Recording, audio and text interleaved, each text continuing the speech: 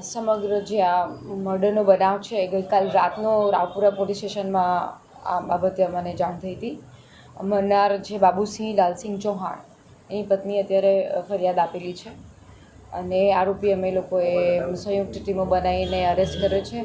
આરોપી હિરેન ઠક્કર છે.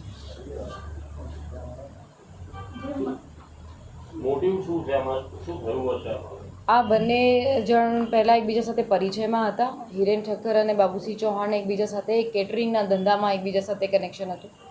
કેટરિંગના ધંધામાં કોઈ એવા બાબતોથી એકબીજા સાથે મૂંછાતુસી રહેતી તેવું અત્યારે પ્રારંભિક તબક્કે લાગે છે અને એ બાબતે એ લોકોને ઉગ્ર બોલાચાલી થતાં હિરેન ઠક્કરે પછી બાબુસિંહનું મર્ડર કરે છે.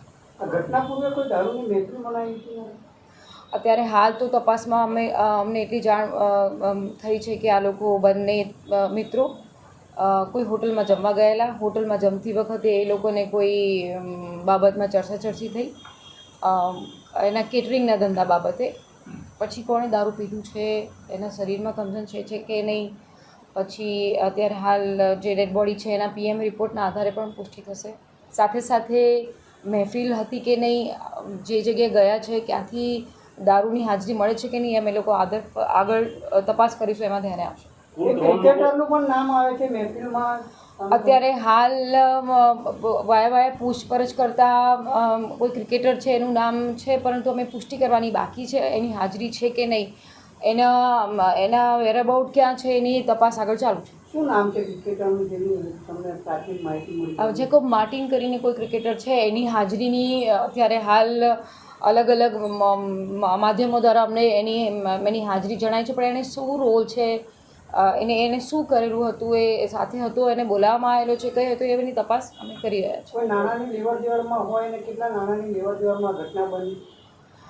આરોપીને અમે અત્યારે હાલ અલગ અલગ ટીમો બનાવીને ડિટેન કરેલું છે. આરોપીની પૂછપરછ ચાલે છે. પૂછપરછ દરમિયાન જે પણ સાચી હકીકત મળશે એના આધારે બીજા કયા લોકો આની સાથે સંકળાયેલા છે, કયા મિત્રો બેસીને પાર્ટી કરી રહ્યા તે, શું બોલાચાલી થઈ છે, કયા સબ્જેક્ટ પર બોલાચાલી થઈ છે, એની અમે તપાસ આગળ કરીશું. બંનેની ઉંમર 40-49નો અત્યારે હાલ આધાર કાર્ડને જોતા લાગે છે. સાથે સાથે બંનેનો વ્યવસાય કેટરિંગ બિઝનેસ સાથે સંકળાયેલો છે. બંને પહેલાં પણ જોડાયેલા હતા, અત્યારે હાલ પણ એકબીજા સાથે સંકલનમાં કેટરિંગનો વ્યવસાય કરે છે. હિરેને કઈ રીતે એની હત્યા કરી છે અને કયા વેપનનો ઉપયોગ કર્યો? ઘટના સ્થળેથી એની ગાડીમાંથી અમને ચપ્પુ મળેલું હતું. અત્યારે હાલ જે તીક્ષ્ણ ધારદાર વેપનમાં એને ચપ્પુનો યુઝ કર્યો એવું અત્યારે હાલ લાગી રહ્યું છે. એના પછી જો સઘન તપાસ કરતાં બીજા અન્ય કોઈ FSL દ્વારા અન્ય કોઈ પણ પુરાવા મળશે તો અમે એની તપાસ કરીશું. આ PMના આધારે મને લગભગ 3-4 ઘા જેટલા દેખાઈ રહ્યા છે. પછી તો ડિટેલ પોસ્ટમોર્ટમનો રિપોર્ટ આવે એના આધારે કહી શકાય. ચપ્પુ કેટરિંગમાં વપરાય છે એ પ્રકારનું હતું કે ખાસ કોઈ ખંજર ટાઈપનું? ના, એણે આને કેટરિંગમાં યુઝ કરતા હોય એવું ચપ્પુનો એને ઉપયોગ કર્યો હોય એવું અત્યારે હાલ ઇન્વેસ્ટિગેશન પ્રમાણે લાગી રહ્યું છે. આરોપી ક્યાંથી પકડાય છે? અમારી ક્રાઇમ બ્રાન્ચની ટીમ, LCBની ટીમ, પછી ડિવિઝનની ટીમ, પોલીસ સ્ટેશનની અલગ અલગ ટીમો લાગેલી હતી. CCTV, હ્યુમન ઇન્ટેલિજન્સ, અલગ અલગ રિસોર્સિસ દ્વારા અમને આ આરોપી પાણીગેટ વિસ્તારમાંથી અમે એની ધરપકડ કરી રહ્યા છીએ. આગળ આની સાથે જે આરોપી છે એનું ડિટેલ ઇન્વેસ્ટિગેશન ચાલે છે. સાથે સાથે એની સાથે કોણ સંકળાયેલા હતા, બીજા કયા નાણાકીય વ્યવહારો ચાલતા હતા, અન્ય કોઈ મિત્રોની એણે મદદ લીધી છે કે નહીં, અને બીજી કોઈ વસ્તુનો ઉપયોગ કર્યો છે કે નહીં, બીજા કોઈ એની સાથે સંડોવાયા છે કે નહીં, એની અમે લોકો તપાસ કરીશું. સ્ટેશન પાસે આ લોકો જમવા ગયા અને ત્યારબાદ આજે હિરેન ઠક્કર અને જેકો માટીને છોડીને બાબુસિંહ ચૌહાણ પરત આવી ગયા હતા. એકલા મૂકીને ત્યારબાદ તેને પરત અહીંયા બોલાવવામાં આવ્યો અને ત્યાં ઘાતી ગયા બાદ ભાગવાનો પ્રયાસ કર્યો બાબુસિંહ ચૌહાણે અને ચપ્પુ કાઢ્યું એટલે બ્લડ બહાર નીકળતા અત્યારની વાત છે. કાર ચલાવીને ઘરે જઈ રહ્યો હતો તે દરમિયાન એનું વીજપોલ સાથે એક્સિડન્ટ થયું છે. આ પ્રકારની વાત.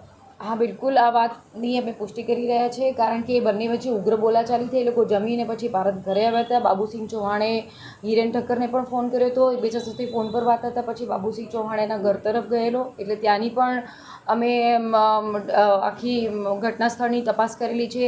ત્યાં એ લોકો વચ્ચે ઉગ્ર બોલાચાલી બાદ ઝપાઝપી થઈ. ઝપાઝપી બાદ હિરેન ઠક્કરે એને તીક્ષ્ણ હથિયાર વડે એને મારવાનો પ્રયત્ન કર્યો. પછી એને ચપ્પુના ઘા લાગેલા. પછી એણે થોડીક હાલત એની સ્થિર હોય એ ગાડી ચલાવી અને પોતાના ઘર તરફ જઈ રહ્યો હતો.